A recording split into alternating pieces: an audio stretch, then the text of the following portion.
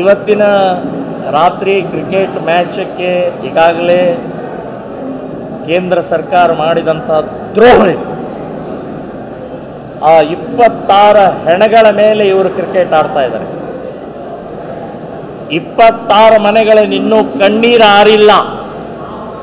ಕೇಂದ್ರ ಸರ್ಕಾರದ BCC ಮತ್ತು ICC ಅವರಿಗೆ ನಾನು ಹೇಳ್ತಾ ಇದ್ದೀನಿ, ನಾಚಿಕೆ, ಮಾನ, ಮರ್ಯಾದೆ, ಸ್ವಾಭಿಮಾನ, ದೇಶಾಭಿಮಾನ ಬಿಟ್ಟು ನೀವು ಕ್ರಿಕೆಟ್ ಆಡ್ತೀರಿ ಪಾಕಿಸ್ತಾನ ಜೊತೆಗೆ. 78 ವರ್ಷದಲ್ಲಿ ಎಷ್ಟು ರಕ್ತ ಹರಿಸಿದ್ದಾರೆ, ಎಷ್ಟು ಟೆರರಿಸ್ಟ್ಗಳಾಗಿ ಹುಟ್ಟಾಕಿದ್ದಾರೆ, ನಿಮಗೇನು ಕಲ್ಪನೆ ಇದೆ? ಪಹಲ್ಗಾಮ್ದಲ್ಲಿ ಏನಾಯಿತು? ಇನ್ನೂ ಆರಿಲ್ಲ ರೀ ಅವ್ರ ಮನೆಗಳಲ್ಲಿ. 5 ತಿಂಗಳಾಯ್ತು ಅಷ್ಟೇ, 5 ತಿಂಗಳಾಗಿದೆ.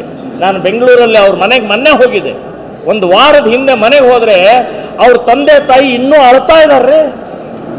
ಈಗ ಅಂಥ ಕಣ್ಣೀರು ಕಾಣದೆ ನೀವು ಬರೀ ದುಡ್ಡಿಗೋಸ್ಕರ ಆ ಪುಟಕೋಸಿ ಪಾಕಿಸ್ತಾನ ಜೊತೆಗೆ ಆಟ ಆಡ್ತೀರಿ ಅಂತಂದರೆ ಯಾವ ಮಟ್ಟಕ್ಕೆ ಬಂದಿದೆ? ನಾನು ಕ್ರಿಕೆಟ್ ಆಟಗಾರರು ಕೇಳ್ತಾ ಇದ್ದೀನಿ, ಸುಪ್ರೀಂ ಕೋರ್ಟಿನ ಜಡ್ಜ್ ಇವತ್ತು ಜಡ್ಜ್ ಕೊಟ್ಟರು, ನಾವು ಕ್ರಿಕೆಟ್ ಆಡಲಿ ಅಂತ ಹೇಳಿದ್ದಾರೆ. ಅವ್ರು ಬ್ಯಾನ್ ಮಾಡಲಿಲ್ಲ. ನಾನು ಅವ್ರಿಗೂ ಹೇಳ್ತಾನೆ, ಜಡ್ಜ್ಗಳಿಗೂ ಹೇಳ್ತಾನೆ, ಕ್ರಿಕೆಟ್ ಆಟಗಾರರು ಮತ್ತು BCCI ICC ಅವ್ರಿಗೂ ಹೇಳ್ತಾ ಇದ್ದೀನಿ, ನಿಮ್ಮ ಮನೆ ಮಕ್ಕಳು ಸತ್ತಿಲ್ಲ, ಈ ಟೆರರಿಸ್ಟ್ ಗುಂಡಿನಿಂದ ನಿಮ್ಮ ಮನೆ ಮಕ್ಕಳು ಸತ್ತಿಲ್ಲ, ಅದಕ್ಕೆ ಕ್ರಿಕೆಟ್ ಆಡ್ತಾ ಇದ್ದೀರಿ ನೀವು, ಅದಕ್ಕೆ ನಮ್ಮ ದೇಶಕ್ಕೆ ದ್ರೋಹ ಬಗೀತಾ ಇದ್ದೀರಿ ಅಂತನ್ನುವಂಥದ್ದು ಹೇಳ್ತಾ ಇದ್ದಾರೆ. ಸೊ ಇವತ್ತು ರಾತ್ರಿ ನಡೆಯುವಂಥ ನಾನು ಎಲ್ಲರಿಗೂ ಹೇಳ್ತಾ ಇದ್ದೀನಿ, ಹಿಂದೂಗಳಿಗೆ, ನೀವು TV ಆನ್ ಮಾಡಬೇಡಿ, ಆಫ್ ಮಾಡಿ, ಬಹಿಷ್ಕಾರ ಹಾಕಿ ಅಂತ ನಾನು ಹೇಳ್ತಾ ಇದ್ದೀನಿ.